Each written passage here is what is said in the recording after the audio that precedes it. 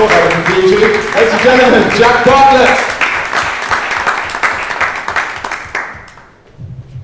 Are we well, everyone? Yeah. Good. So I went to a school called Porchester Community School, which was a school that was once described by Ofsted as the school to go to if the school you wanted to go to was a massive chaff factory of high teenage pregnancies. And my time in school wasn't a good one, ladies and gentlemen, as I was bullied. By pirates, so thanks for that. No, they were always there calling me names like Fatty and Johnny Big Boobs. The teachers could be very cruel.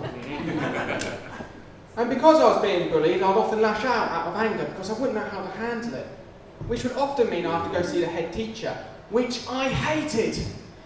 He gave terrible blowjobs. And if he wasn't in, I'd have to go see the deputy, and let me tell you, a cowboy hat didn't make it any better. But my main punishment was had to go litter picking, which would often involve me rooting around bushes, picking up any sort of crap that I could find. And this one time, I actually came across a carrier bag full of dildos. And that's when I thought, that's why mums go to Iceland. But still, I can't complain. At least I'm not getting the punishments that my parents got when they were in school. As when they were in school, they were whipped as a punishment. Whereas now, they're whipped for pleasure.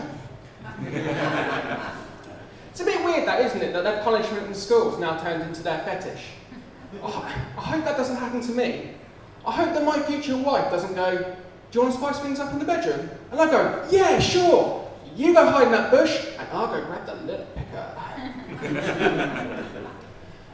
But despite me lashing out, there are still quite a few teachers that I did get on well with. One teacher I got on so well with that led to me being called a teacher's pet, which to me is a term that I never really fully understood, because I was always like, but what pet? A dog? Well, that would explain all the stroking.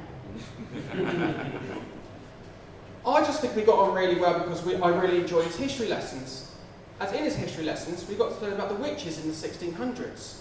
And we got to learn about this one woman called Ellen Davies who lived in Wales, who was executed by the English for trying to summon the devil.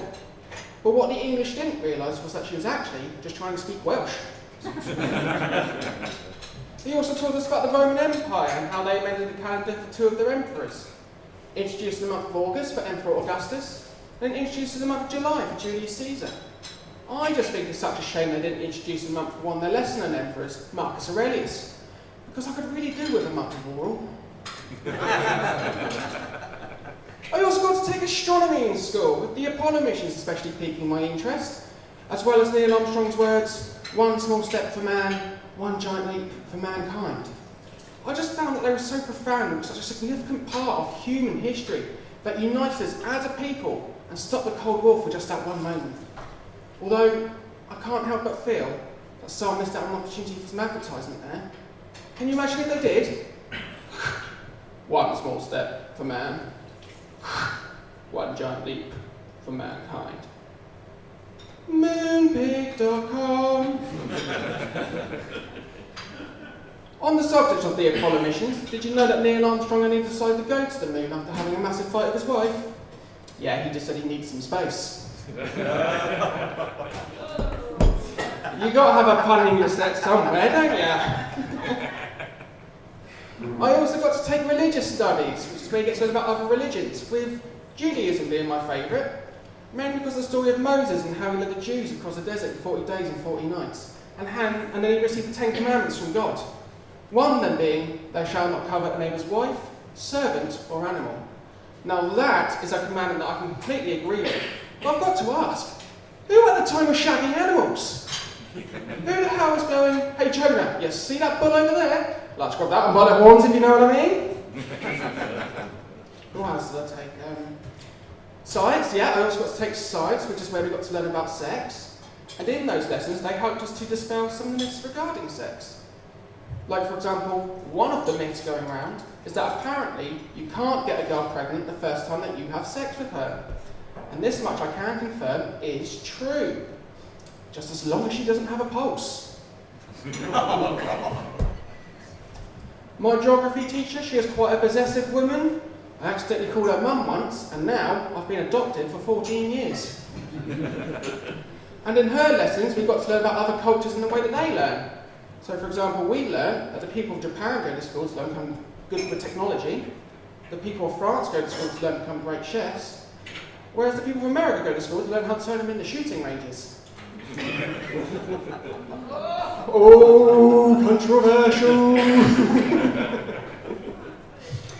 I also got to take English, which I hated, because all you do is read a book, write an essay. Read a book, write an essay. Read a bloody book, write an essay. Honestly, I've done it so much now, I can't even pick up a Playboy about writing how good their tits are.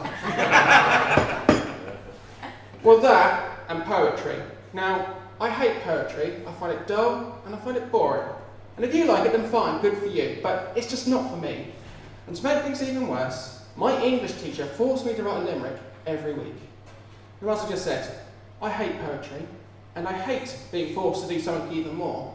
So when I am forced to do it, but I do it in my own special way. The teacher forced me to write a poem, so I thought that I would show him. In order to appease, I do a striptease and wax the backside of my scrotum. Or, there was a young girl from China who cooked and worked in a diner. She was really short, she drinks loads of port, and now she pays cash for her vagina. And I'll leave you with this one. My life has turned into a state. I've got no one except my mate. I take loads of drugs, got an ass full of butt plugs, and my girlfriend I have to inflate. I've been Jack Bartlett, you've been amazing.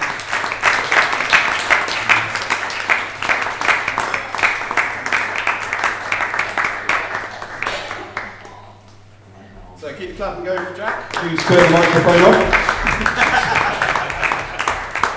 The harshest critic, one of my peers.